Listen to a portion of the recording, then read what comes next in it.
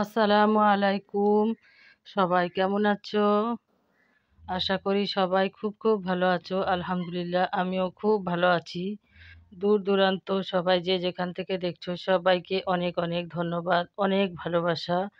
তো আজকের আমার রেসিপি হাঁসের মাংস আর হাতঝাড়া পিঠে। তো চলুন যাওয়া যাক। এখন আমি উনুনের মধ্যে হাঁড়ি বসিয়ে হাঁড়িটা গরম হয়ে গেছে, তেল দিচ্ছি। তেলটা প্রায় ফুটে গিয়ে বলক উঠে গেছে। ভালো করে ফুটে ওঠার পরে বলক দেখা দিলে তারপরে ওখানে আমরা কুচি করে রাখা পেঁয়াজ অ্যাড করে দেব। তো দিয়ে দিচ্ছি কুচি করে রাখা পেঁয়াজ। এখানে আমি 4টে ছোট সাইজের পেঁয়াজ অ্যাড করেছি। পেঁয়াজটা একটু ভালো ভালো করে নেড়ে লাল লাল করে নিতে হবে। তো একবার করে আমি নেড়ে একটা করে মশলা দেব। এখন দিয়ে দিচ্ছি হলুদ গুঁড়ো। 2 চামচ পরিমাণ হলুদ গুঁড়ো এখানে আমি দিয়ে দিচ্ছি।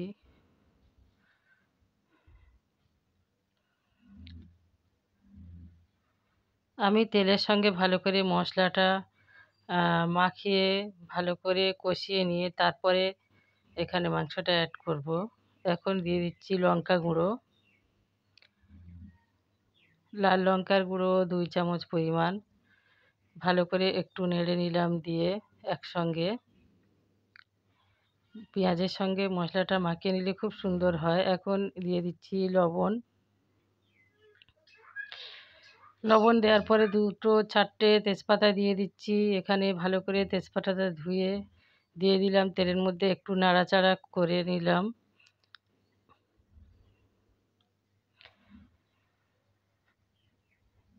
আদা দিচ্ছি, আদা বাটা দিয়ে দিচ্ছি, একটু রসুন বাটা। একটা করে মশলা আমি এখানে অ্যাড করছি, বন্ধুরা নিশ্চয়ই দেখতে পাচ্ছ।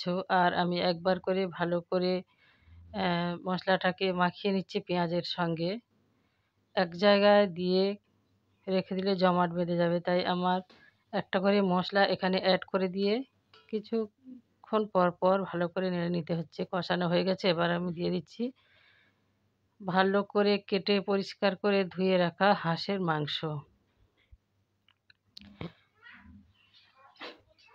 ভালো করে মাংসটাকে এই মশলার সঙ্গে কষিয়ে নেব। এখানে একটুও জল অ্যাড করা যাবে না। প্রথমে এই যে মাংসটা আমি দিয়ে দিলাম, মনে হচ্ছে যেন অনেকটা শুকনো ভাব, কিন্তু একটুও এখানে জল অ্যাড করা যাবে না।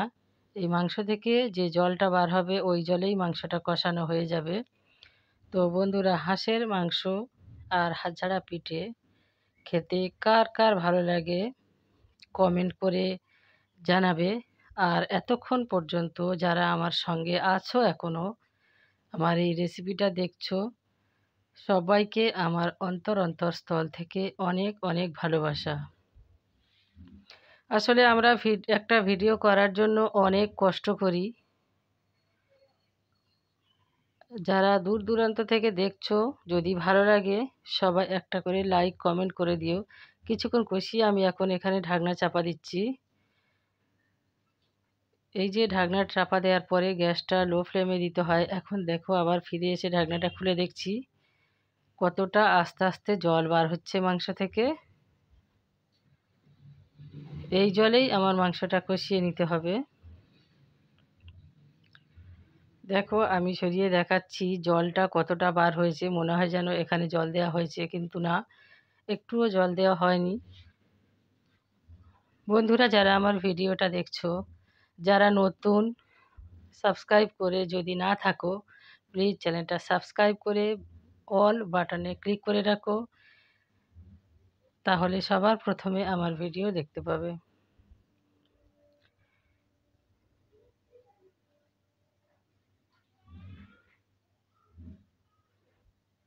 দেখো কতটা পরিমাণ জল বার হয়েছে।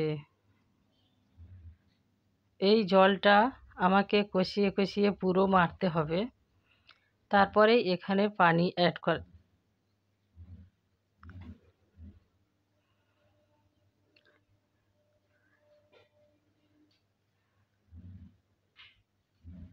বেশ কিছুক্ষণ ধরে ভালো করে নাড়াচাড়া করে এই জলটা মাপতে হবে। আসলে হাঁসের মাংস একটু শক্ত হয়, তো সেই জন্য একটু বেশিক্ষণ ধরে কষাতে হয়। কিছুক্ষণ পরে আমি এখানে কিছুটা আলু অ্যাড করে দিলাম।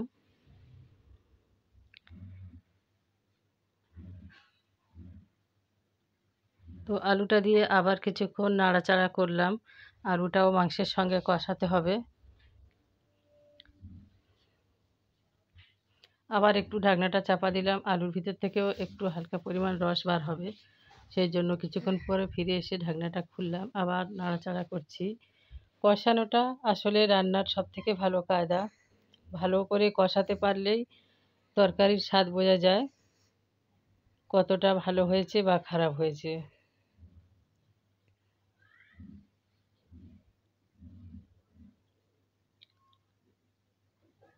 তা আমি প্রায় অনেকক্ষণ হলো কষিয়ে যাচ্ছি। এখনও হালকা এখানে জল দেখা যাচ্ছে। পুরোপুরি জলটা যতক্ষণ না টেনে নেবে আমার এই রেসিপিটার মধ্যে, যতক্ষণ না জলটা টেনে নেবে পুরো টান টান হয়ে যাবে, এখানে আমার ঝোলের জন্য জল অ্যাড করা যাবে না। এতক্ষণ পর্যন্ত আমার সঙ্গে যারা আছো সবাইকে অসংখ্য ধন্যবাদ, অনেক অনেক ভালোবাসা। প্লিজ সবাইকে অনুরোধ করছি স্কিপ না করে পুরো ভিডিওটা দেখার জন্য। স্কিপ না করে পুরো ভিডিওটা দেখার জন্য সবাইকে অবশ্যই অবশ্যই অনুরোধ করছি। আর ভিডিওটা দেখে অবশ্যই একটা লাইক দিয়ে কমেন্ট করতে ভুলবে না। আপনাদের এক একটা লাইক, এক একটা কমেন্ট, শেয়ারে আমাদের নতুন নতুন ভিডিও করার আগ্রহটা বেড়ে যায়।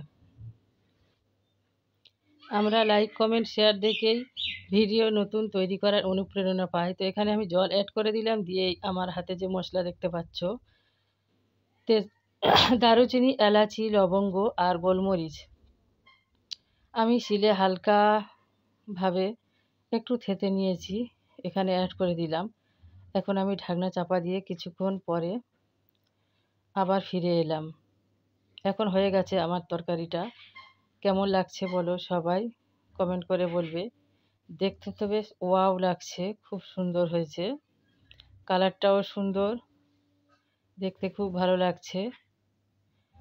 তো আমার তরকারি এখানে শেষ। এখন আমার পিঠা বানানোর জন্য একটা হাঁড়িতে আমি বাটি মেপে 2 বাটি আতপ চালের গুঁড়ো নিয়ে নিচ্ছি।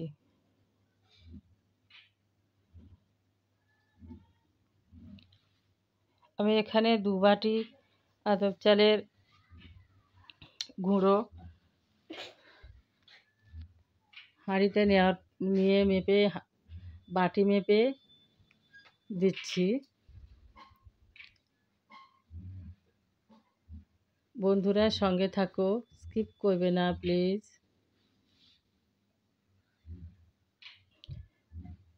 আর এখানে 1 বাটি ময়দা অ্যাড করে দিচ্ছি। 2 বাটি আতপ চালের গুঁড়োর সঙ্গে 1 বাটি ময়দা অ্যাড করে দিলাম। এখন আমি একটু লবণ দেব, 1 চামচ পরিমাণ লবণ এখানে অ্যাড করে দিলাম। এবার আটা, ময়দা আর লবণটাকে ভালো করে হাত দিয়ে মিশিয়ে নিতে হবে। তো হয়ে গেছে আমার মেশানো। এখন আমি এখানে পানি অ্যাড করব। মেশানো হয়ে যাওয়ার পরে এখানে আমি এবার পানি অ্যাড করব। এই পিঠাটা করার জন্য টাটকা পানির প্রয়োজন, তাই আমি এক্ষুনি কল থেকে এই পানিটা এনে এখানে অ্যাড করে দিচ্ছি, প্রায় 1 লিটার পানি। তো এখানে আমি পানিটা অ্যাড করে দিয়ে ভালো করে আটার সঙ্গে মিশিয়ে নেব। একদম সুন্দর করে এই আটাটা মিশিয়ে নিতে হয়, যেন একটুও এই গোলার মধ্যে কোনো বলক না থাকে বা ডেলা পাকিয়ে না থাকে, সেই দিকে লক্ষ্য রাখতে হবে।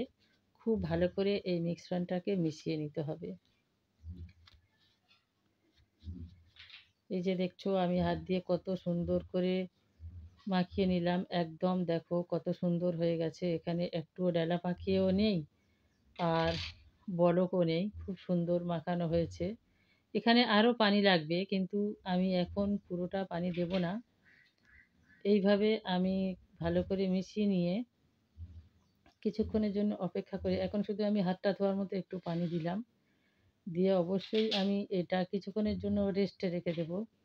তো কিছুক্ষণ রেস্টে রাখার পরে এখন শুরু হয়ে যাবে আমাদের পিঠা। আবারও একটু পানি অ্যাড করেছিলাম। শাশুড়ি এটা করছে, আমি ঠিক পারি না তাই আমার শাশুড়ি করছে।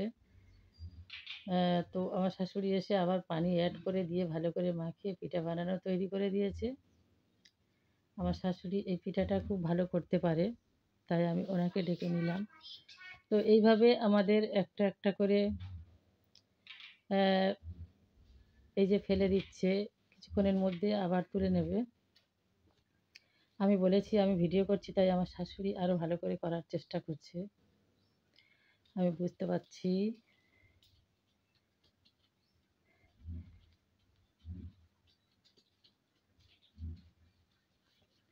তো হয়ে গেছে, এখন পিঠাটা ফেলা হয়ে গেছে, আবার তুলে নিচ্ছি। এইভাবে একটা একটা করে।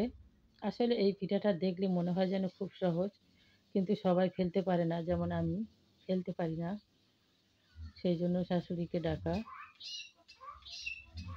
ওয়াও, কত সুন্দর পিঠাটা উঠেছে দেখো। এইভাবে একটা একটা করে সব কটা পিঠা আমরা বানিয়ে নেব। তো বন্ধুরা, যারা এতক্ষণ পর্যন্ত আমাকে সময় দিয়েছে সবাইকে অসংখ্য ধন্যবাদ, অনেক অনেক ভালোবাসা আমার অন্তরস্থল থেকে। আমার ভিডিওর লাইক কমেন্ট শেয়ার দেখে অবশ্যই আমার অনুপ্রেরণা হবে। সবাই ভালো থেকো, সুস্থ থেকো, আর সবাইকে এভাবে পাশে রেখে হেল্প করে ভালো রাখার চেষ্টা করো। খোদা হাফিজ।